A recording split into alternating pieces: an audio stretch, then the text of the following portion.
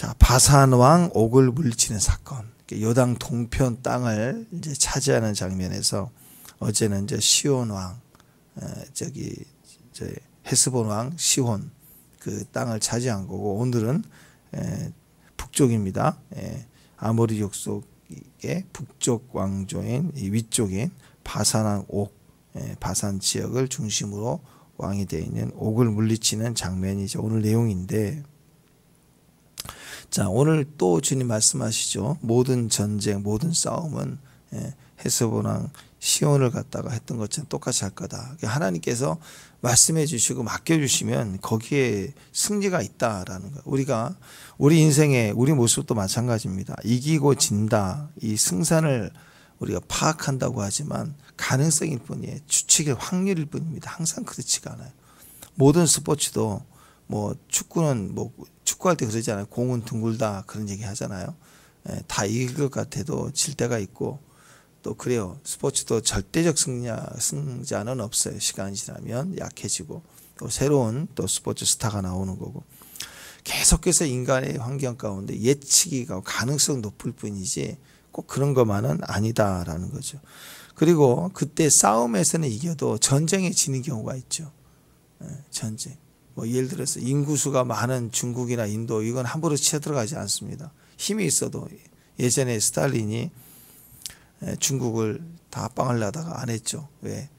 그 힘으로 밀어붙여서 중국을, 러시아 딱 만들어 놓으면 한 10년 20년 지나면 중국 사람만 있고 러시아 없어지고 인구수가 많으면 그래요. 그래서 과연 그런 일이 벌어졌다 그러면 싸움은 이길 수 있어요. 힘은 이겨서 이길 수 있는데 결국은 전쟁은 진 거죠. 그럴 때가 있어요. 또 친한 친구 사이에서도 그럴 때가 있잖아요. 큰 소리 치고 내가 이겼어. 근데 상대 친구 똑같이 싸우면 일만 커지니까 전쟁에서 이기려고 싸우면 져줘. 근데 주변 사람 친구들 다 볼 때 아이고 쪼다네, 저 친구가 소리 지르고 저거 안 되겠네.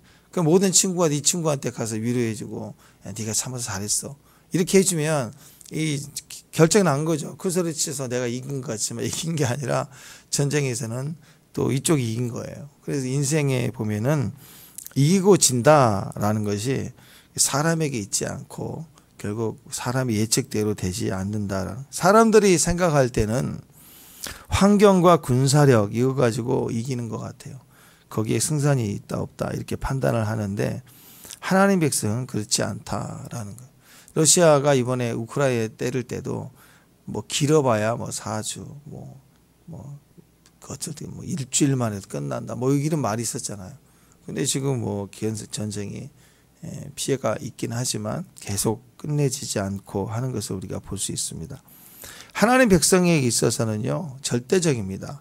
우리의 승자는 가능성이, 인간적 가능성, 어떤 그 환경이나 또 무기, 군사력 거기에 절대로 있지 않습니다. 말씀에 달려 있다는, 성도의 삶의 승리는 국가적인 승리도 마찬가지입니다. 전부가 다 말씀에 달려 있다. 왜냐하면 하나님의 뜻에 의해서 역사는 움직이기 때문에 하나님 말씀하시는 것을 듣는 게 그게 승리가 되는 것입니다. 그래서 오늘 바산왕 옥을 물리칠 때 이 모습을 통해서 또 확인해 주는 것, 내가 너와 함께하면 넌 이긴다. 이것을 또 반복해서 우리에게 주고 있는 것이죠. 이 바산이라고 하는 지역은 르바임 이렇게 불렀는데 무지하게 강한 지역입니다. 풍요로운 지역이에요. 남쪽 헤스본보다도 이 바산이란 지역은 성경이 여러 번에 걸쳐서 나올 만큼 대단히 풍요로운 지역입니다. 그게 자세하게 나와 있어요. 하나님의 백성들을 상징으로 할 때 하나님의 백성들을 성경에서 상징으로 얘기할 때 풍요롭다 이런 뉘앙스를 가지고 말할 때마다 바산이라고 그랬어요. 그래서 바산의 힘센 소 또는 바산의 산, 바산의 암소, 바산의 상수리, 나무 뭐 이런 거, 이런 표현이 성경에 굉장히 많이 나오거든요. 바산 그만큼 바산이라는 땅은 매우 풍요롭고 또 아름다웠고 풍성했다. 이렇게 볼 수가 있는 것이에요. 그러니까 이 그 두 지파 반이 탐낼 만큼 그렇게 풍요로웠던 지역이다 이렇게 볼 수가 있습니다. 자, 그래서 이 바산이란 지역 자체가 이렇게 풍요로우니 사람들이 조금 더 부유해지고 안정을 얻고 뭐 그런 거 아니겠습니까? 그래서 보니까 오늘 말씀에도 보면 이렇게 성읍이 있는, 성읍이 없는 그런 지역도 있었지만 성읍이 견고하게 있는 성읍이 많이 있었다. 그리고 그 가축을 다 전리품 취할 만큼 풍요로웠다. 가축들까지 풍요로웠다. 이렇게 볼 수가 있는 것이죠. 또 특이한 점은요, 이 바산한 옥이 얼마나 거대한 그 거인이었는가. 이게 참 신기해요. 11절 한번 보고 11절. 11절 한번 읽어봅니다. 시작. 르바임 족속의 남은 자는 바산왕 옥분이었으며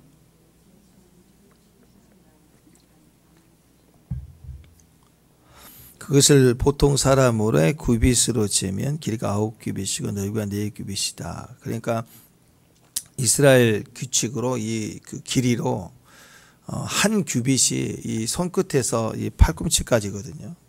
보통 45 또는 50cm 이렇게 잡아요. 그래서 한 이제 50cm로 계산을 해보면 9규빗이면 5, 9, 45잖아요. 4m 50이에요. 침대 길이가 4m 50이라고. 그리고 넓이가 4규빗이에요. 2m예요. 넓이가 우리 길이야. 2m. 보통 침대 넓이가 길이야. 그 길이가 4m 50이에요. 엄청 침대가 이렇게 커요. 그러니까 보통 상식적으로 볼 때 키가 조그마한 사람이 침대를 과시하기 위해서 크게 한 바보는 없죠. 그러니까 보통 한 나라의 왕이 힘을 과시하기 위해서는 보통 왕궁이나 또 저기 왕 보좌 막 이런 걸 엄청 크게 상하를 크게 하고 대신들이 있는 그 홀을 크게 하고 뭐 이런 경우는 있어도 침대를 크게 한 바보는 없어요. 침대는 누가 안 보니까 자기 편할 때 정도에서 조금 넓게 퀸 사이즈 뭐 좀 더 그 정도. 만약 이 정도 크면 이불을 몇 개를 겹쳐야 되잖아요. 얼마나 힘들어요. 깔려 죽어요, 숨 막혀서. 그러니까 보통 침대를 이렇게 크게 하는 바보는 없죠, 보통. 그러니까 침대가 크다는 건 우리 최영만 씨 같은 경우도 보통 침대 발 나오고 농구 선수 웬만한 사람도 발 다 나와요. 그래서 특수 제작을 하는데 대부분 자기 키에서 약간 크게 해서 이제 좀 편하게 잘 수 있는 정도로 규모를 재기 때문에 침대가 크다는 것은 거의 그 키가 그만큼 크다고 보는 게 맞을 거예요. 그래서 방은 좀 클 수 있어 침대까지 크게 하지는 않죠. 그래서 우리가 생각해 볼 때 침대의 크기 정도가 그 사람의 실제 키를 비슷하게 이게 키와 등치를 이렇게 확인해 볼 수 있다 이렇게 볼 수 있을 겁니다. 바산왕 옥이 얼마나 대단한 거인이었는가 보기만 해도 무시무시했다 이렇게 볼 수 있을 것 같아요. 침대 길이가 4.5 넓이가 2m 그것도 철로 만들었어요. 철로 만들었다는 걸 보면 나무로 만들어 놓으면 조금 하면 무게를 못 견뎌서 삐그덕 하다 잠 깨는 게 화가 나는 거죠. 그러니까 쇠로 뭐 영적 기술이 있었는지 모르지만 하여튼 쇠로 튼튼하게 한 거예요. 무게를 겸겨. 그러니까 등치도 얼마나 컸냐. 이 키만 뭐 한 4m 5m니까 그 안에서 있을 수 없는 일 같지만 거의 적어도 3m라고 해도 키가 3m짜리 어디가 있어요. 그러니까 대단한 거죠. 골리앗도 뭐 그 정도. 하여튼 그 당시에는 그렇게 거인이 있었나 봐요. 이 정도니까 이 키만 멸치같이 커가지고 있는 게 아니라 등치도 커서 이 침대를 튼튼하게 하려고 이 등치를 감당하려면 쇠로 이렇게 철로 만든 침대 그런 거였다.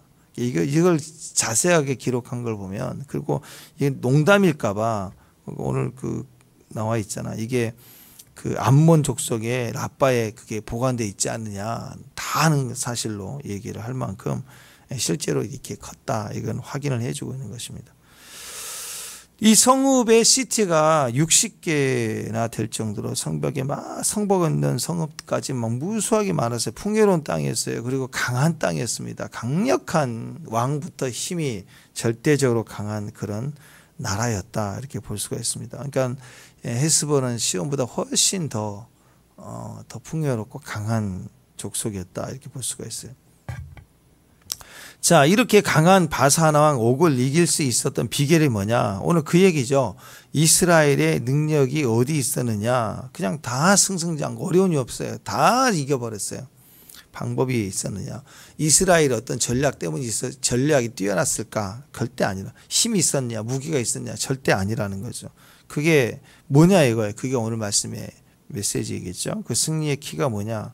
우리도 그 승리의 키를 잡아라. 그 메시지가 되지 않겠습니까? 결국은 하나님 말씀에 있다 그거예요. 하나님 말씀에 있다. 자, 2절에 보니까 여호와께서 내게 이르시기를 그를 두려워하지 말라. 그러니까 보면 두려운 거예요. 누구든지 다 보면 두려운 거예요.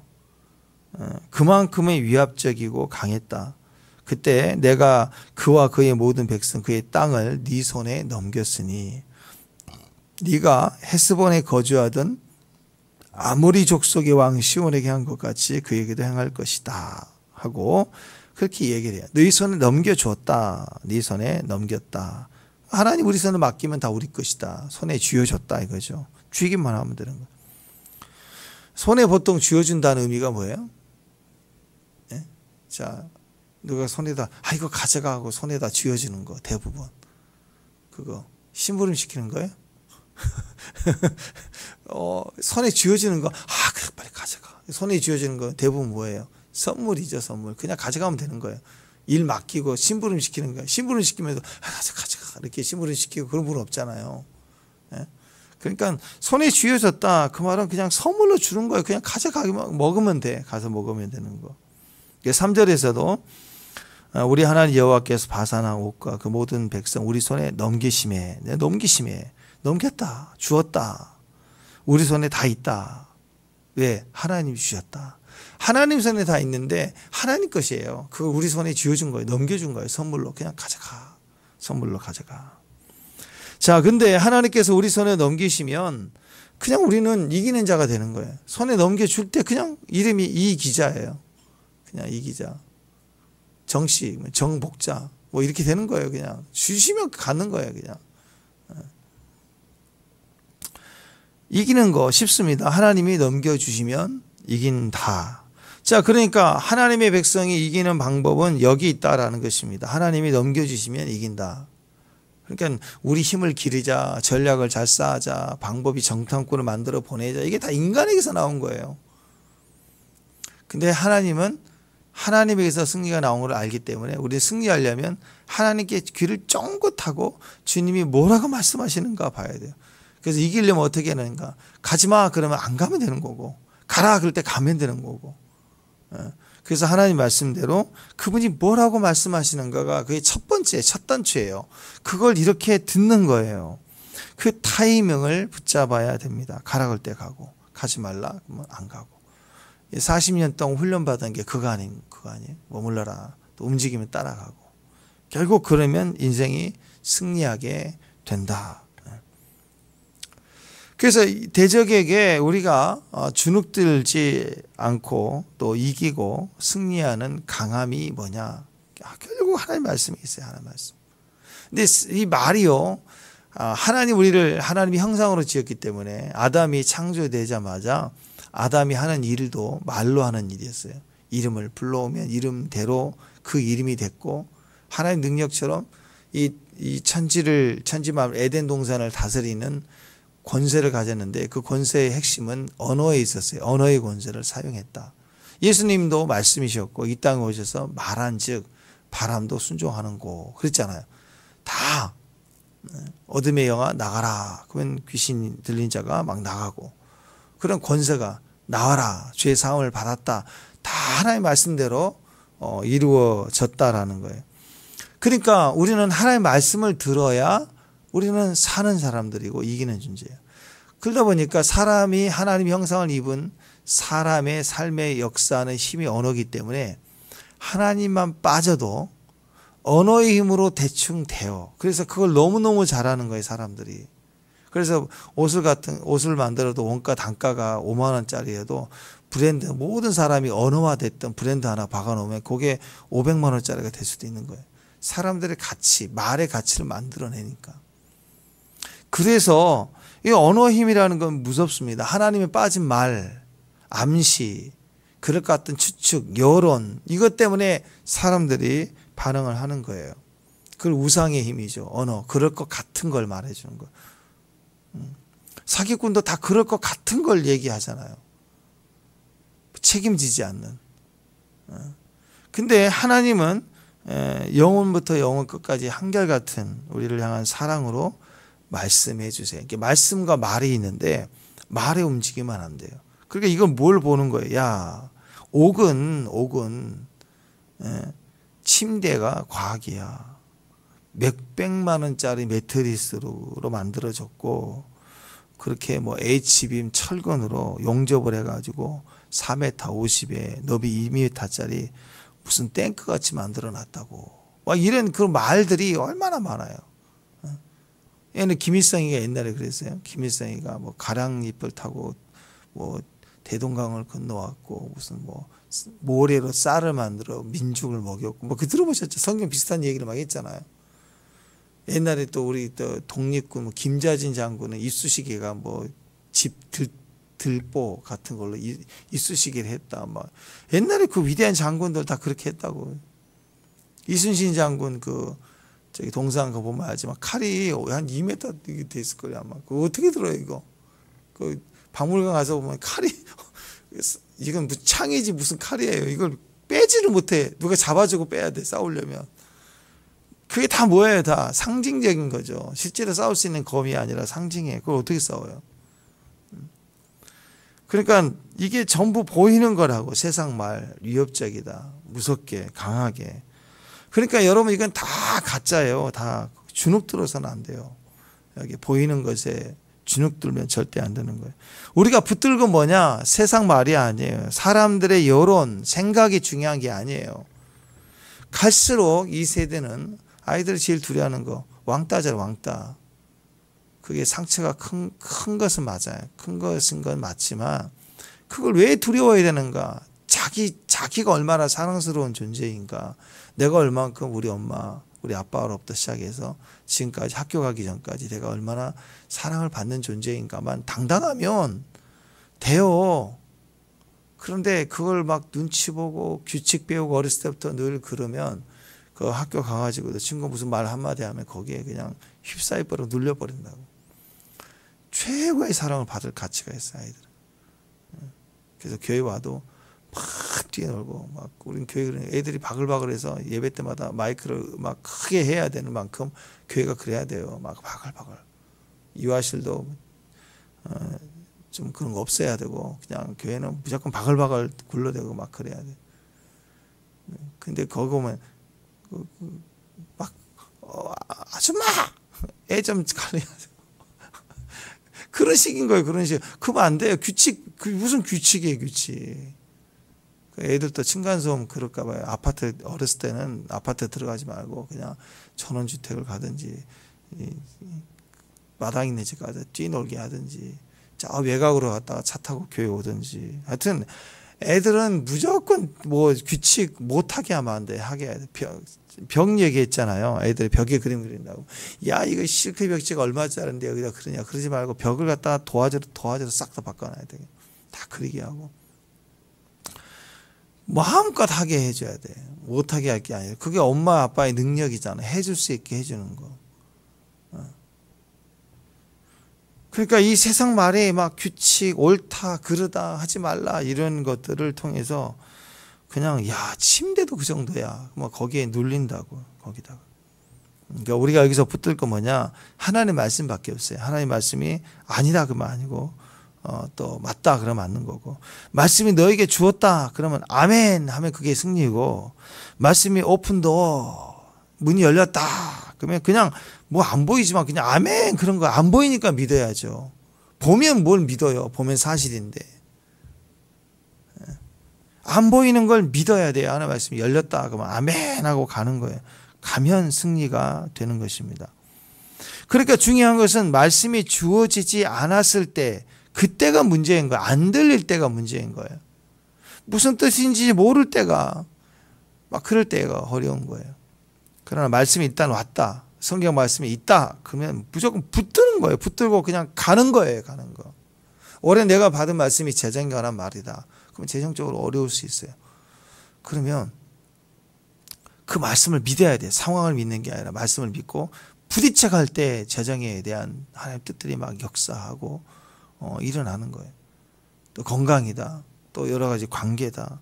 또 우리의 생각이다. 내면이다. 그럴 때 일단은 그 말씀 붙들어 가보라고요. 그것이 우리의 승리의 각자의 승리의 비결이에요. 뭐 탱크 하나 줬다. 그럼 모든 전쟁이 탱크를 앞세우고 갈 거 아니에요. 근데 말씀을 주신 거예요. 그 말은 말씀은 상황에 따라 하나님 전략이 말씀이 틀려요. 그러니까 뭐 여리고성 같은 경우에는 하나님 말씀이 뭐 선봉에 서서 돌파라가 아니었잖아요. 그때는 말어 절대 하지 말고 한 바퀴씩 돌아라. 마지막 날에 7바퀴 돌고 외쳐라. 침묵이 전쟁이 있잖아요. 이런 식으로 하나님이 전략이 달라요. 그렇기 때문에 어떤 무기 하나 줬다고 그걸로 싸우겠지만 우리는 그런 싸움을 하는 게 아닙니다. 우리의 진정한 무기는 하나님 말씀이에요. 그래서 항상 말씀을 들어야 돼. 그래서 다윗 같은 경우도 그 위기 속에서도 하나님 갈까요? 말까요? 가라. 가잖아요. 그럼 어떻게 할까요? 기다리라. 또는 뭐 나무 가지에 바람이 일 때 그걸 사인을 해서 그때 차라. 뭐 하나님 매복을 해라. 뭐 주시잖아요. 그런 방법을 가지고 싸우는 것입니다.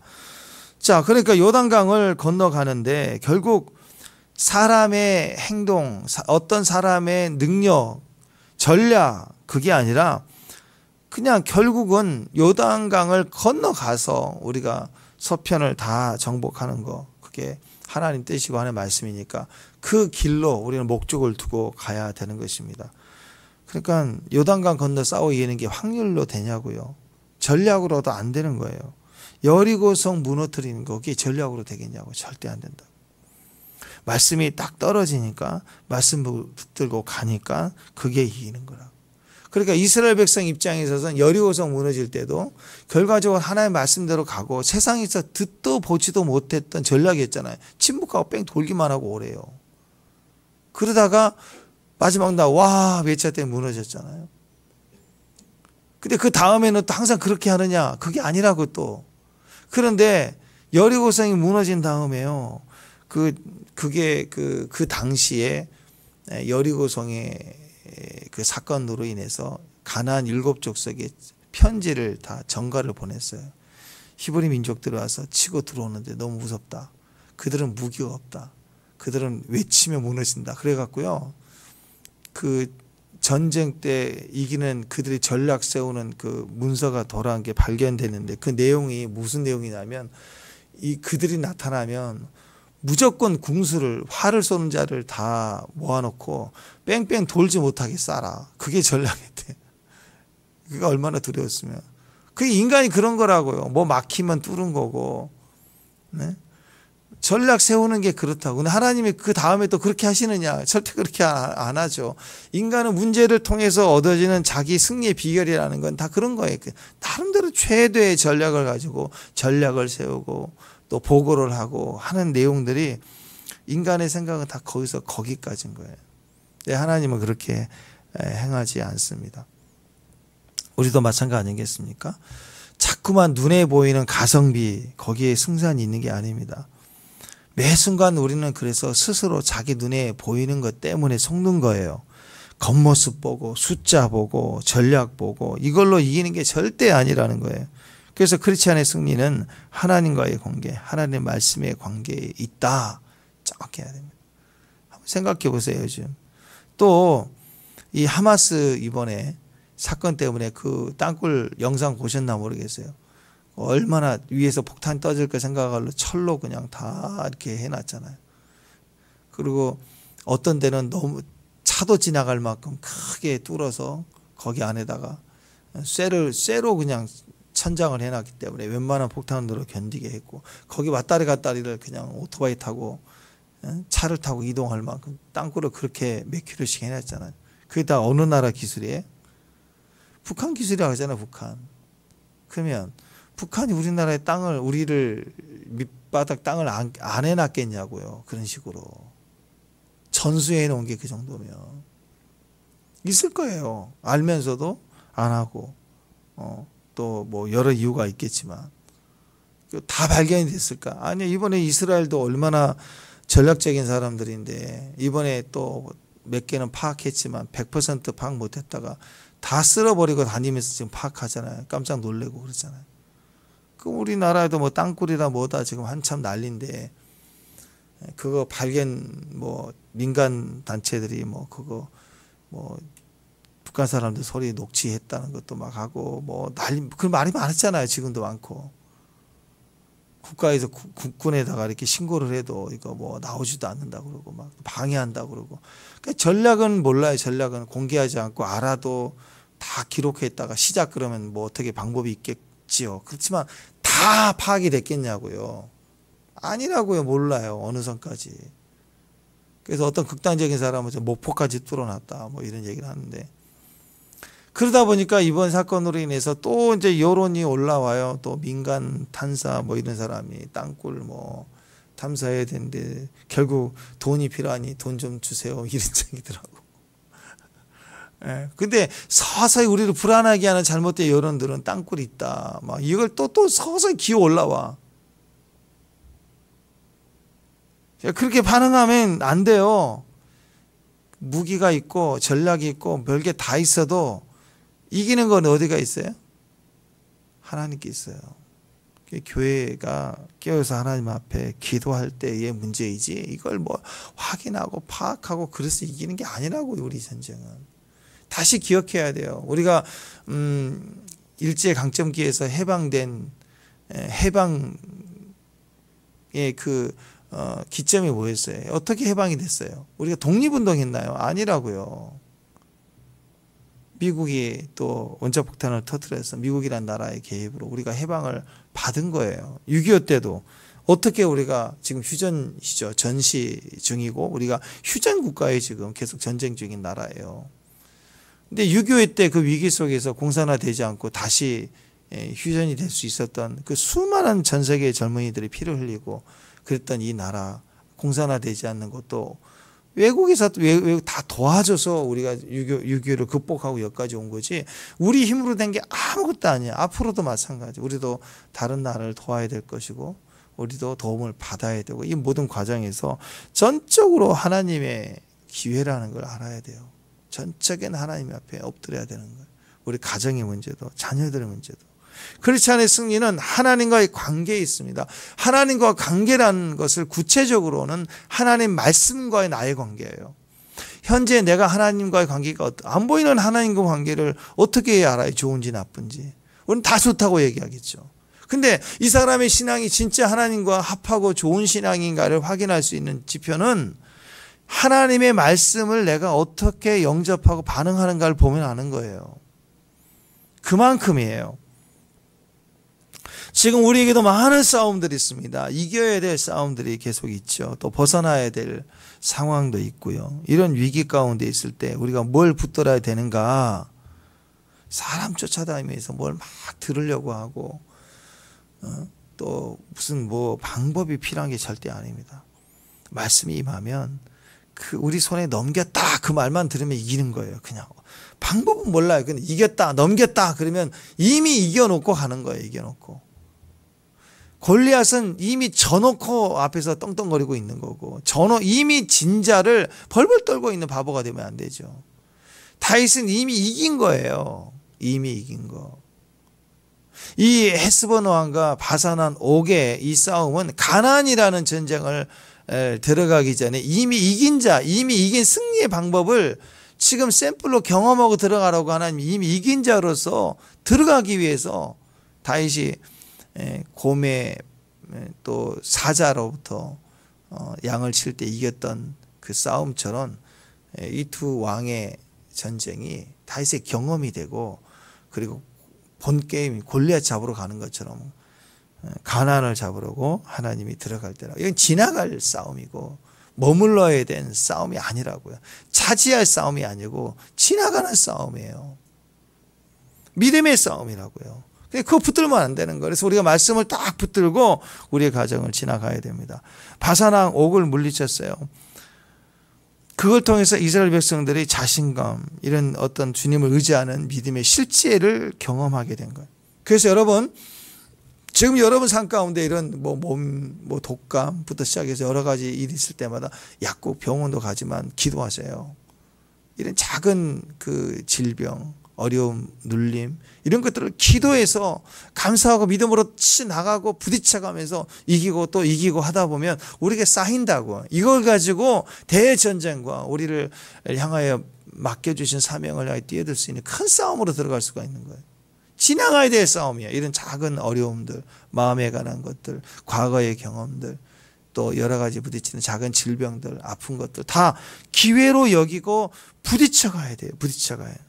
지나가는 싸움, 지나가는 승리입니다. 그래서 하나님 우리에게 계속 승리하라. 계속 승리하라. 자, 우리가 계속해서 승리해가며 최후 승리를 얻을 때까지 우리가 가는 이 승리의 비결이 어디가 있느냐? 처음부터 끝까지 하나님의 말씀이 계속돼야 돼요. 계속된 하나님의 말씀이 있어야 됩니다.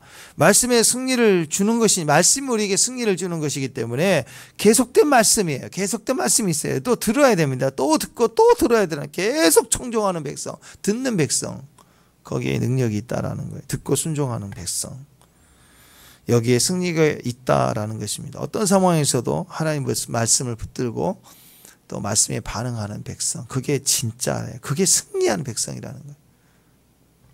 그 말씀이 우리를 지켜주는 것입니다. 로버트 썬너 목사님의 책, 그 하나님의 기적, 말씀의 기적, 하나님의 말씀의 기적이라는 그 책에 보면 이런 얘기 나와요. 캔사스 시티에 살고 있는 어떤 남자가 폭발 사고를 당해서 심한 상해를 입게 됩니다. 얼굴이 흉측하게 망가졌고 화상이 있고 막 그런 거죠. 그 두 팔과 시력을 잃었어요. 두 팔이 없고 시력을 입었어요. 근데 그때가 예수님을 막 영접한 지 얼마 안 됐을 때예요. 그러면 일단은 얼마나 하나님 나 이제 믿었는데 하나님 정말 살아계실까, 그런 생각이 들지 않겠어요? 근데 그 사람이 얼마나 예수님을 진짜로 믿었는지, 진짜로 영접했는지, 그 상황에서 자기 가장 큰 고통이 뭐였느냐 그랬더니 더 이상 내가 성경을 읽을 수가 없구나 그랬더니, 성경을 읽을 수 없구나. 팔도 없죠. 눈도 안 보이죠. 자기 고통이 뭐냐 했더니 성경을 읽고 싶은데, 막 뜨거울 때 사고를 당해서 초신자지만 이제 말씀을 보고 싶은데 못 보는 거. 그게 막 너무 고통스러웠다는. 그런데 영국의 어떤 한 부인이, 미국 사람이니까 영국의 어떤 한 부인이 입술로 점자 성경을 읽었다라는 간증을 듣고 충격을 받고 소망을 얻은 거예요. 아, 점자 성경. 그리고 혀로 읽었다. 그래서 막 소망이 생겨서 나도 성경을 읽게 됐구나. 그래서 점자책을 사달라고 사람을 보내고 그 성경이 왔을 때 얼마나 기뻤는지. 근데 또 막상 성경을 가지고 왔는데 또 절망이 되는 건 뭐냐면, 자기 입술에 그 감각이, 이게 신경이 죽어가고 보니까 점자를 읽을 수가 없는 거예요. 그러니까 너무 절망이죠. 그럴 때 그는 입술은 망했지만 보니까 자기 혀는 음식 맛을 느끼더라고요. 그래서 혀를 가지고 성경책을 읽었다라는 거예요. 그래서 성경을 혀로만 4번을 완독을 했다는 거죠. 4번을. 그러니까 이런 그 이야기들을 볼 때 간절한가, 정말 믿는가의 싸움이지 환경과 상황의 싸움은 절대 아니라는 거죠. 얼마든지 하려고 하면 또 그렇게 어렵게 어려운 상황 속에서 해낼 때 오는 감격과 기쁨은 우리가 상상할 수 없을 만큼 크다는 거죠. 미국에 우리가 백화점 왕 그러면 존 워너메이커, 우리가 그런 얘기를 하지 않습니까? 존 워너메이커 백화점 왕에 간증했던 이야기예요. 그가 이렇게 기록을 하고 있습니다. 나는 평생에 지금까지 수많은 것을 샀습니다. 돈이 많은 부자니까. 또 수천 달러에 달하는 것도 샀습니다. 그러나 내가 지금까지 샀던 것 중 가장 위대한 것은 내가 11살 때였습니다. 나는 2달러 75센트 하는 빨간 가죽으로 된 성경을 할부로 샀습니다. 나의 인생을 돌아볼 때 내가 산 것 중 가장 귀하고 비싼 것입니다. 왜냐하면 그 성경이 오늘날 나를 만들었기 때문입니다. 나는 그것이 나에게 가장 큰 투자였고 내 인생 가장 귀한 물건이고 나의 가장 비싼 구매였습니다. 이렇게 고백을 했다라는 거죠.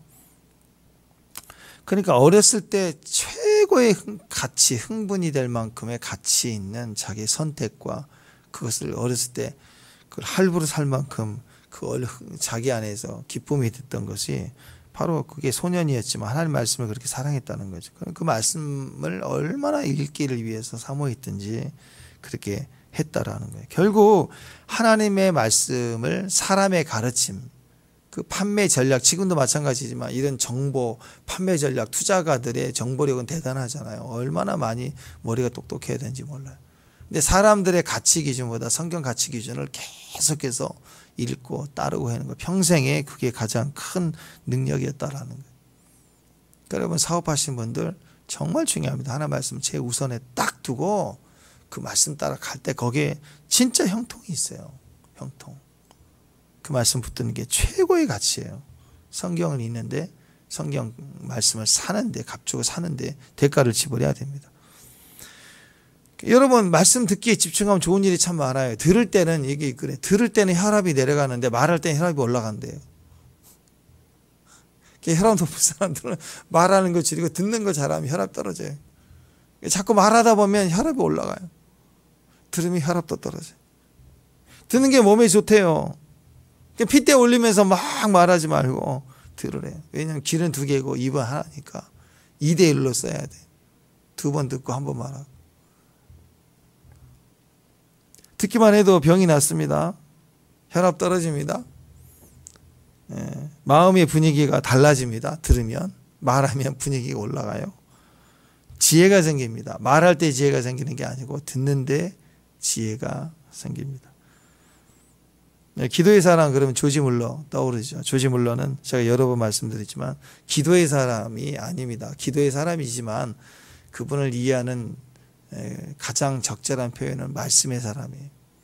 5만 번의 기도, 또 3,000명의 고아를 돌보는 그 기적, 그것은 삶의 그런 절박함에서 나온 기도였기 때문이 아니에요. 말씀에서 나오는 기도의 능력이에요. 그러니까 그의 글들을 보면 얼마나 그가 간절했는지가 나와요. 5만 번 기도하는 비결의 능력이 뭐냐, 이런 것에 대한 기준을 가지고 사람들이 글을 볼 때 그 책을 한번 읽어보세요. 일대기를. 거기 보면 내가 3박자 기도를 했느니 무슨 금식 기도를 했느니 그런 표현이 아니에요. 그는 처음부터 끝까지 말씀을 읽고 말씀의 절박함 때문에 그 약속을 믿고 말하고 하나님의 음성을 듣고 순종하고 그런 얘기가 나오는 거지. 기도 방식, 어떤 기도 어떤 그 은사 그런 걸 얘기하지는 않아요. 우리는 잘못 접근할 때가 너무 많은 거예요. 그는 평생에 하나님의 말씀을 100번의 성경을 읽었다. 그런데 한 번도 실증을 느낀 적이 없고 읽을수록 자기는 더 큰 영적 활력을 얻었다라는, 그 고아들을 돌보면서 자기는 말씀에 고아였다는 거예요. 철저히 배고팠다는 거예요. 그러니까 매일 성경을 읽고 그 말씀을 붙들 때 그 말씀이 주는 음성을 듣는 것을 따라갔을 때 아이들도 먹인 거예요. 그러니까 원래 이분의 은사가 고아들을 돌보는 그런 사역이 아니에요. 하이드베이크도 마찬가지고. 하이데베크는 모잠비크에서 얼마나 많은 기적을 일으켜, 그분을 통해서 50명 이상의 죽은 자도 살아났다고 하는데, 그분이 원래 박사학위 받은 신학 박사인데 신학 교육을 학교에서 가르치는 이제 교수하려고 하다가 모잠비크 이렇게 선교 따라갔다가 거기서 하나님 음성 듣고 너 여기 와라. 그래서 처음에 거칠게 저항했대. 하나님 저 박사인데요. 너 가라. 그 애들 돌봐야 되지 않겠니? 그러면 저 박사인데요. 그럼 저 왜 이렇게 공부시켰나요? 막 이런. 근데 그 아이들의 눈동자가 계속 사라지지 않고 보이고 견딜 수 없어서 가잖아. 가서 그 아이들을 위해 헌신하게 되고. 그런 과정에서 하나님이 기적적인 하늘 문이 열리는 기적들을 보고, 또 그 아이들이 내전 때문에 폭탄 지뢰 밟고 해서 팔도 없고 막 이런 눈도 상하고 이런 아이들이 그 공동체 안에서 아이들이 막 기적을 경험하고 다리가 자라고 막 이런 이적들이 일어난 거죠. 그러니까 여러분 철저히 그분들의 특징은 하나님 말씀에 순종하는 거예요. 하나님 말씀대로 가는 것이지, 말씀의 사람이 되어야 기적의 사람이 되고 기도의 사람이 되고 예배의 사람이 되고 그 다음이 쭉쭉 되는 거죠. 하나님 말씀이 얼마나 중요한지 몰라요. 세상이라는 전쟁터위의 싸움, 또 치열한 우리 내면의 싸움, 또 사명의 싸움 영역이 있죠. 거칠게 환경이 붙들고 있는 우리 어려움. 그러나 우리가 이 모든 싸움들은요 다 지나가는 싸움이에요. 축복합니다. 지나가는 싸움은 아무것도 아니에요. 하나님 다 이겨요. 하나님이 다윗에게 곰, 사자 이런 양을 건져내도록 허락하시도록 곰과 사자를 보내셔서 다윗을 훈련시키는 목적은 사냥꾼 만들려고 그런 게 아니었다고. 들판의 사냥꾼. 골리앗 때려잡고 대적을 이기고 예배자로 승리하는 왕이 되려는 과정이었다고요. 지나가는 싸움 붙들고 까불지 말고 우리는 본 게임이 있어요. 하나님 목적을 향해 갈 수 있는, 차지할 싸움에 생명 걸고 앞을 향해 갈 수 있는 지혜로운 사람이 되기를 바랍니다. 계속 승리해 가시길 바랍니다. 그러려면 계속 하나님 말씀 붙들고 가야 돼요. 하나님 말씀 붙들고 승리할 수 있는, 듣고 순종하는 종들 되시기를 주님의 이름으로 축원합니다. 기도하겠습니다. 하나님 말씀 붙들고 이기는 거룩한 주의 백성들, 주의 종들 되게 하옵소서. 말씀과 동행하고 또 동행 중에 또 말씀을 갈망하고 말씀이 배고파서 말씀이 말하는 사람, 말씀이 말하는 것을 가지고 있고 그 말씀을 이루어내는 사명의 사람 되게 하옵소서.